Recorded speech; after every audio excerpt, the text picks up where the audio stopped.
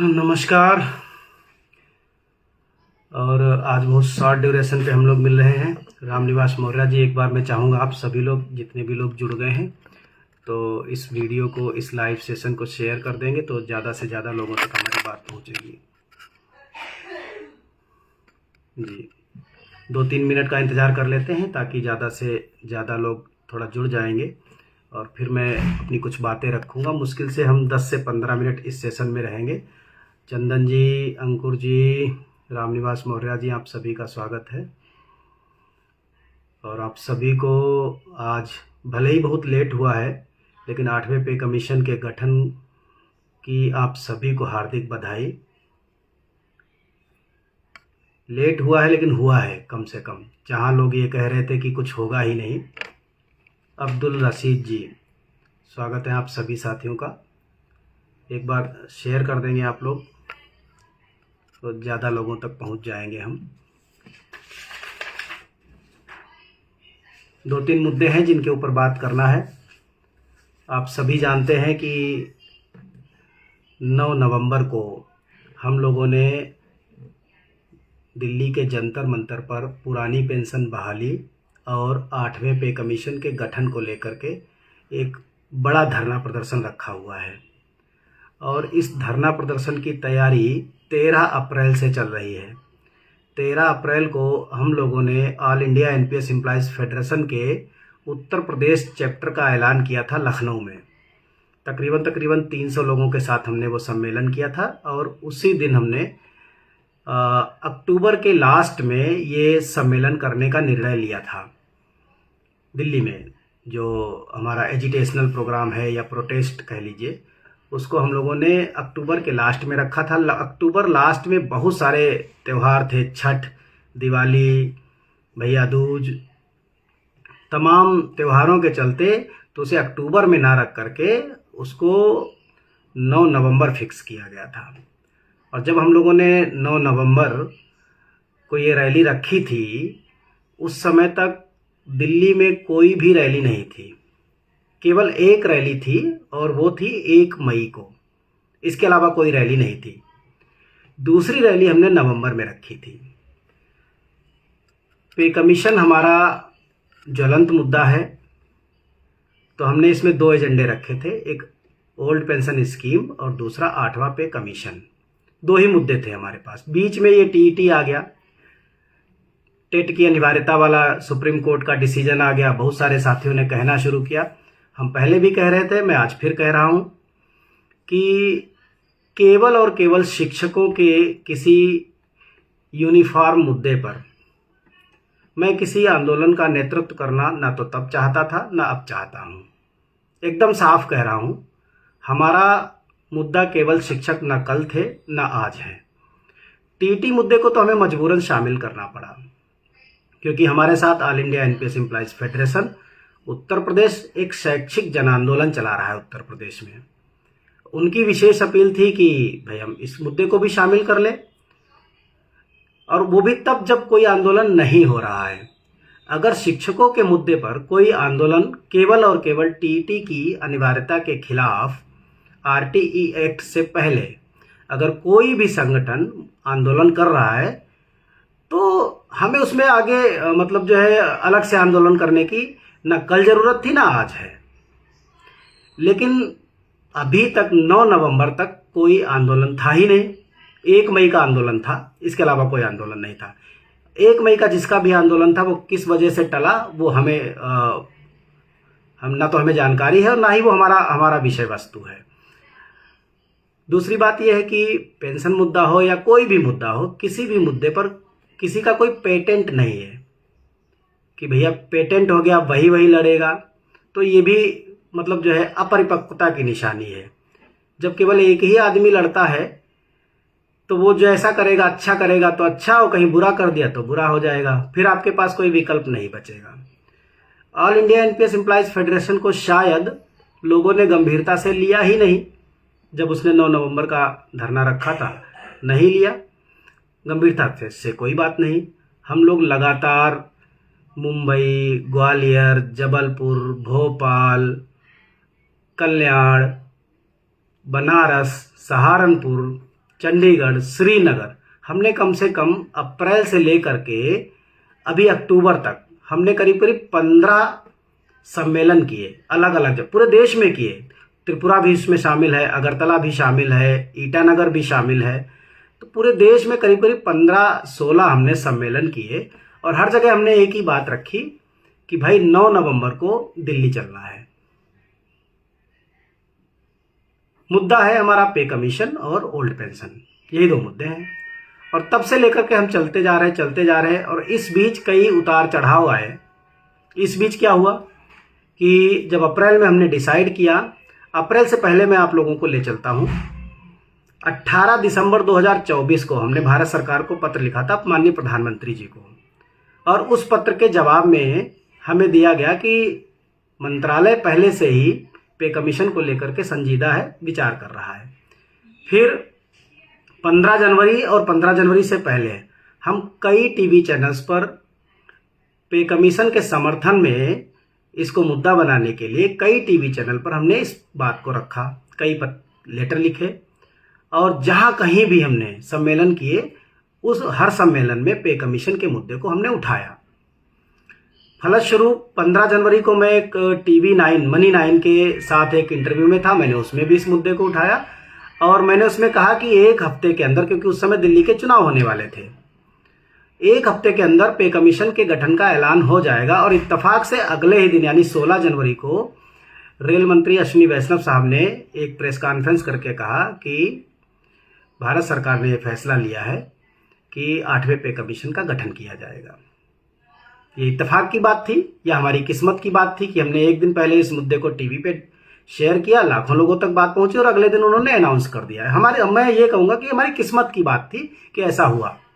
लेकिन ये मैं फिर कहूंगा कि उस समय तक भी पूरे देश में हमारे संगठन के अलावा पे कमीशन के मुद्दे पर कोई बात नहीं कर रहा था और मुझे नहीं लग रहा कि अभी भी कोई बात कर रहा हो, मुझे तो नहीं दिखता है। ओपीएस और टीटी तो चल रहा है, पे कमीशन नहीं चल रहा था। फिर सरकार इस पर बैकफुट पर पे चली गई, कई महीने लगा दिए, धीरे धीरे अप्रैल, मई, जून, जुलाई बीतने लगा। जून में भारत सरकार ने यूपीएस में एक बदलाव किया, डेथ एंड डिसेबिलिटी के केस में ओपीएस वाला विकल्प लागू किया, ग्रेच्युटी वाला विकल्प लागू किया, लेकिन पे कमीशन पर कुछ नहीं बोली। हम लोग लगातार जितने सम्मेलन करते रहे उसमें पे कमीशन और 9 नवंबर के आंदोलन में दोनों मुद्दे हैं, इसको खूब जोर शोर के साथ उठाते रहे। 1 अक्टूबर को देश के 100 शहरों से एक साथ हमने हजारों की तादाद में गुब्बारों पर अपना संदेश लिख करके छोड़ा कि माननीय प्रधानमंत्री जी 8वें पे कमीशन और ओल्ड पेंशन स्कीम की तरफ ध्यान दें। 8वें पे कमीशन को गठित करने का फैसला आपके नेतृत्व में माननीय अश्विनी वैष्णव जी द्वारा सुनाया गया था, उन्होंने प्रेस कॉन्फ्रेंस की थी इस पर। तो 7 अक्टूबर को 1 अक्टूबर को हमने ये प्रोग्राम किया और 7 अक्टूबर को हमें pension secretary Shri V Srinivas ji से मिलने के लिए बुलाया गया। हम लोग मिलने के लिए गए, हालांकि वहां पर हमारा मेन मुद्दा एनपीएस, यूपीएस, ओपीएस था। उन्होंने पूछा कि भाई यूपीएस में आप लोग क्यों नहीं जा रहे हो, तो हमने बताया कि भाई यूपीएस में ये प्रॉब्लम है, वॉलंटरी रिटायरमेंट के दिन से पेंशन नहीं है, अभी भी इंतजार करना पड़ेगा। दूसरी बात, कर्मचारी का अंशदान आप ले रहे हो तब जाकर के आप 50% पेंशन देने की व्यवस्था कर रहे हो, और वो भी 25 साल की नौकरी की बंदिश है उसमें। तो ये जब तक कमियां दूर नहीं होती तो कर्मचारी यूनिफाइड पेंशन स्कीम को चयन नहीं करेगा। ये समस्या, ये कमियां आप दूर कर दीजिए, हम यूपीएस ले लेंगे, हमारे लिए यूपीएस ही ओपीएस बन जाएगी, हमें कोई दिक्कत नहीं। उस मुद्दे पर ओपीएस, एनपीएस, यूपीएस के अलावा हम लोगों ने उसमें बात करी कि सरकार ने कहा था कि 8वां पे कमीशन गठित करेंगे, अभी तक नहीं किया। तो उन्होंने हालांकि बोला कि देखिए हमारा मुद्दा चूंकि है नहीं, ये मुद्दा फिनेंस का है, लेकिन हम लोग जिस प्लेटफॉर्म पर कोशिश कर सकते थे हमने कोशिश की। 7 अक्टूबर को खैर कुछ नहीं हुआ, पे कमीशन के मामले में कुछ नहीं हुआ। फिर हम लोगों ने 26 अक्टूबर को, अभी 2 दिन पहले, ट्विटर पर कैंपेनिंग की 8वें पे कमीशन के गठन और ओपीएस के लिए 9 नवंबर दिल्ली चलो। और कल रात को हमने अपने साथियों के बीच मैसेज भी भेजा। शिवम पांडे, मेरा सुझाव इंडिविजुअल कॉर्पस से कर्मचारी का हिस्सा और उस पर मिला लाभांश के रिफंड के संदर्भ में है। आपका मुझे मैसेज पहले भी मिल गया था, और इस पर मैं क्लैरिफिकेशन दूंगा। हम अपना अंशदान निकालेंगे, ब्याज सहित निकालेंगे और उसके बाद 50% पेंशन की गारंटी लेंगे। ये बिल्कुल साफ है, इसमें कोई डाउट वाउट नहीं है, एकदम क्लियर कट है ये। 26 अक्टूबर को भी हम लोगों ने कैंपेनिंग की, ट्विटर पर कुछ मिलियंस में हम लोगों ने ट्वीट किया। हालांकि वो ट्रेंडिंग में, टॉप ट्रेंडिंग में नहीं आया। टॉप ट्रेंडिंग में बहुत मुश्किल हो गया। अब दुनिया भर की मतलब जो है मैट्रिक्स लग गई है, तमाम चीज़ों को कंसिडर नहीं करता है ट्विटर। खैर, लेकिन हमने आवाज़ उठाई, पीएमओ को टैग किया, फाइनेंस मिनिस्टर को टैग किया और कार्मिक मंत्री जी को टैग किया उसमें। खैर, जो भी हो, आज पे कमीशन के कम से कम आधिकारिक गठन का ऐलान हुआ है। ये खुशी की बात है, हम सरकार को धन्यवाद भी देंगे। लेकिन इसमें जो आज जो पे कमीशन के गठन का ऐलान हुआ है, इसमें 2-3 बातें अभी भी हमें बहुत अखर रही हैं। जो पहला मुद्दा इसमें एक लिखा है कि 18 महीने में इसकी रिपोर्ट देगा पे कमीशन। तो कहाँ तो सरकार बात कर रही थी कि इजी गवर्नेंस है, स्विफ्ट गवर्नेंस है, हम 200 दिनों में पे कमीशन की संस्तुतियों को लागू कर देंगे। तो वो चीज़ें कहाँ चली गई? अभी भी हमारा इस पर एक विरोध है कि भाई ये 18 महीने में आप करोगे तो इसका मतलब हो गया कि मार्च अप्रैल 2027, और पिछले जो 1.5 साल का जो एरियर होगा उसमें हमें एचआरए का कोई लाभ नहीं मिलेगा। एचआरए का एरियर नहीं मिलता है, हम लोगों का नुकसान होगा। तो सरकार का अगर मन साफ है, सरकार की अगर नीयत साफ है, तो इसको जल्दी करे। 18 महीने का वक्त नहीं है लोगों के पास। तो एक तो हमारा इस पर अभी भी ऑब्जेक्शन है, और एक और ऑब्जेक्शन है इस पर कि बेसिकली ये मोटा मोटा एक ऑब्जेक्शन है हमारा इस पे कि 18 महीने ये बेतुका है कि 18 महीने में रिपोर्ट देगी, फिर सरकार उसकी रिपोर्ट को कब मानेगी, नहीं मानेगी, या कितना मानेगी, कितना नहीं मानेगी, ये सारी इसमें चीज़ें हैं जो छुपी हुई हैं। दूसरा एक ऑब्जेक्शन ये है कि सेंट्रल गवर्नमेंट हमेशा जब पे कमीशन का गठन करती है तो उसमें लिखती है कि central government imply central PSU यानी पब्लिक सेक्टर अंडरटेकिंग्स और सेंटर ऑटोनोमस, और उसमें सेंट्रल यूनियन टेरिटरी छोड़ देती है, यानी कि केंद्र शासित राज्य। अब दिल्ली सबसे बड़ा केंद्र शासित राज्य है, देश की राजधानी है। तो अभी तक जितने भी पे कमीशन गठित हुए हैं, तो सरकार चूंकि जेसीएम के साथ बातचीत करती है, जेसीएम मतलब जो है टर्म्स ऑफ रेफरेंस तैयार करता है, और उस जेसीएम में यूनियन टेरिटरी यानी कि केंद्र शासित प्रदेशों के लीडरान की उसमें सहभागिता नहीं होती, ऐसा कोई प्रावधान नहीं है। दिल्ली में 4 लाख से ज़्यादा वर्कर्स काम करते हैं, जिनमें तकरीबन 40 से 50 हज़ार तो केवल टीचर्स हैं जो दिल्ली गवर्नमेंट के अंडर में काम करते हैं या फिर एमसीडी के पास काम करते हैं। इतना ही कर्मचारी, इससे बल्कि ज़्यादा ही कर्मचारी और भी काम करता है, और एक बड़ा ग्रुप है दिल्ली सरकार, एमसीडी और कुछ जो ऑटोनोमस सेक्टर्स है दिल्ली सरकार के, उनके अंडर में। तो एक बहुत बड़ा ग्रुप है, और सेंट्रल गवर्नमेंट के मुद्दों पर बढ़ चढ़ करके केंद्र शासित प्रदेशों की यूनियनें या संगठन काम करते हैं। तो भारत सरकार यूनियन टेरिटरीज को भी इसमें इंडोर्स करे। साथ ही साथ एक हमारा ये कंसर्न है, पहला कंसर्न है कि 18 महीने नहीं, अब 8 महीने भी नहीं बचे हैं, और अगर आप इतना टाइम लोगे तो आपको इस बार एचआरए का भी एरियर पीछे से देना पड़ेगा, आपको ये बदलाव करने पड़ेंगे। अब बात करते हैं कि हम फिर कि 9 नवंबर, सच तो ये है कि all India NPS employees federation का जब हम लोगों ने गठन किया तो देश के तमाम बड़े बड़े नेता हैं, शायद उन्होंने हमें कभी गंभीरता से लिया नहीं, क्योंकि उनके पास प्रदेश के कर्मचारियों का बाहुबल था, जनबल था। हमारे सेंट्रल गवर्नमेंट के एम्प्लॉयज की संख्या भी कम है, पूरे देश में बिखरे हुए 29 लाख तो टोटल है। अगर मैं यूपी की बात करूं तो 14-15 लाख तो अकेले यूपी में काम करते हैं, मध्य प्रदेश में भी 15-16 लाख तो होंगे ही होंगे। आसपास के दिल्ली के जितने भी स्टेट्स हैं, इन सबको अगर मिला दिया जाए तो मुझे लग रहा है कि कम से कम 30 से 40 लाख कर्मचारी तो दिल्ली के आसपास 4-5 स्टेट्स में ही काम कर रहे होंगे। तो हमारे लोगों की संख्या कम है। हालांकि मैं कभी ये नहीं कहता कि स्टेट्स के एम्प्लॉयज हमारे नहीं, मैं ये बात इसलिए कह रहा हूं क्योंकि उनकी भीड़ ज़्यादा है, उनके लीडर्स के पास संख्या ज़्यादा है। तो अब जब हम लोगों ने 9 नवंबर की कैंपेनिंग शुरू की तो आज हमारे साथ जम्मू कश्मीर, हिमाचल, पंजाब, हरियाणा, चंडीगढ़, दिल्ली, उत्तराखंड, उत्तर प्रदेश और नॉर्थ ईस्ट के लगभग सभी राज्य, मणिपुर को छोड़ करके सभी राज्यों में हमने कमेटी बना दी। आज हमारे पास 18 राज्यों की कमेटी है और टोटल 60 ऑर्गेनाइजेशंस, जिनमें कुछ मान्यता प्राप्त है, कुछ गैर मान्यता प्राप्त है, वो all India NPS employees federation के साथ आज सहयोगी दलों के रूप में जुड़ करके काम कर रहे हैं। और अभी का जो आलम ये है कि 9 नवंबर का जो प्रोटेस्ट है वो देश का ऐतिहासिक प्रोटेस्ट होने वाला है।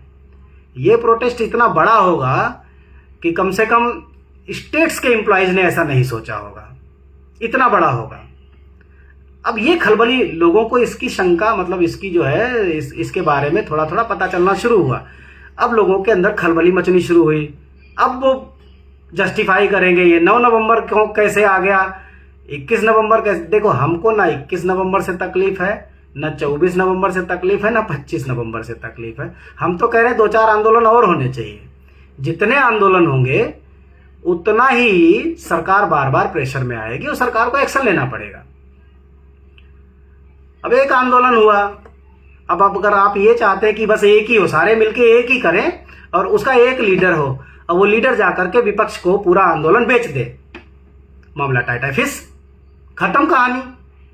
पहले भी ऐसा हुआ है, कोई नई बात तो है नहीं, तो पहले भी ऐसा किया गया है। पहले भी एक बहुत बड़ा आंदोलन हुआ और उसको जाकर के किसी एक पार्टी को बेच दिया गया।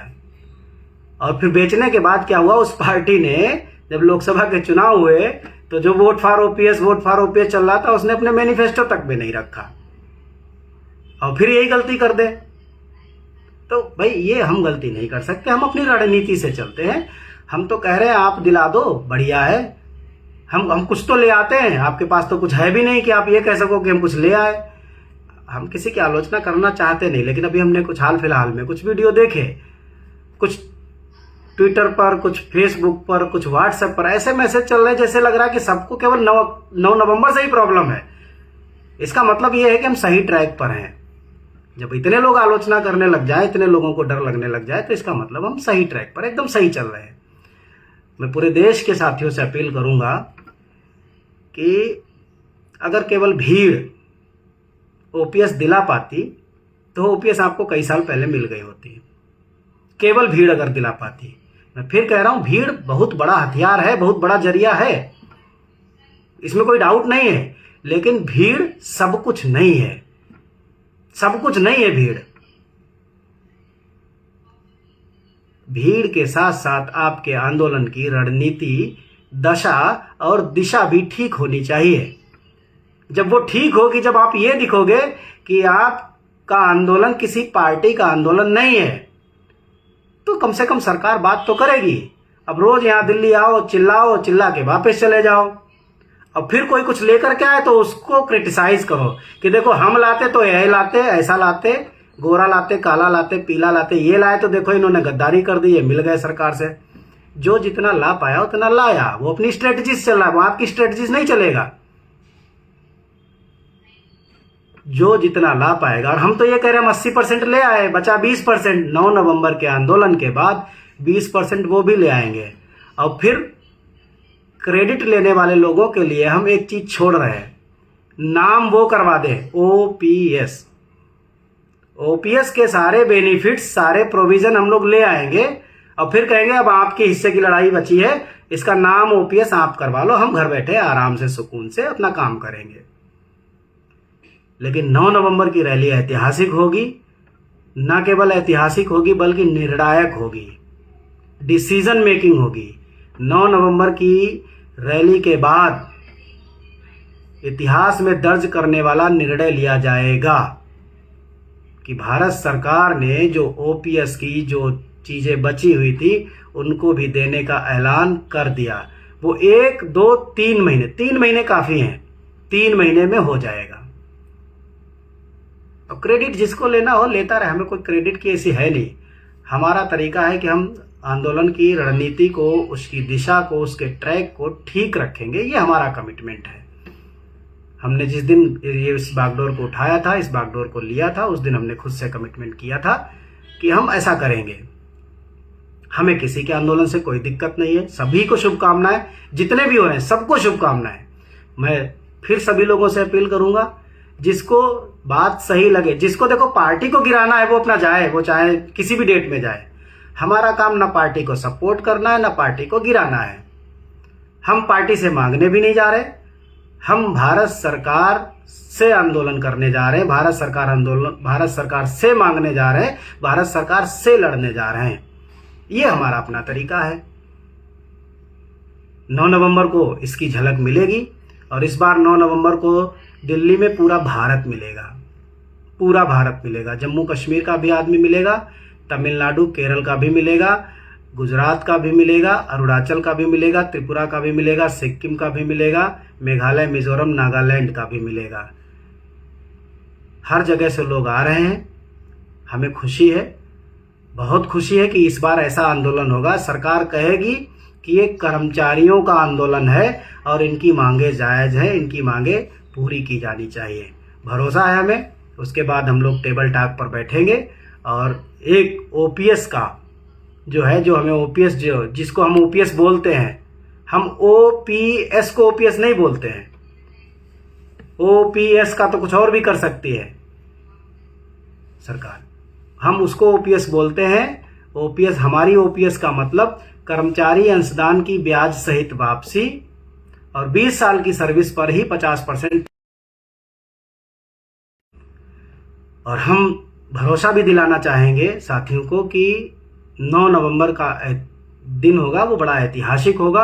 अगर आप सब में इसमें शामिल होंगे, मैं अपील करता हूं कि आप शामिल हों। आप बहुत सारे आंदोलनों में गए होंगे, एक बार इस आंदोलन में आकर के देखिए तो आपको पता चलेगा कोई क्या कहता है। पहले आप देखो, आप सुनो कि यहाँ हो क्या रहा है, आप देखो कि क्या हो रहा है, तब आप बोलो।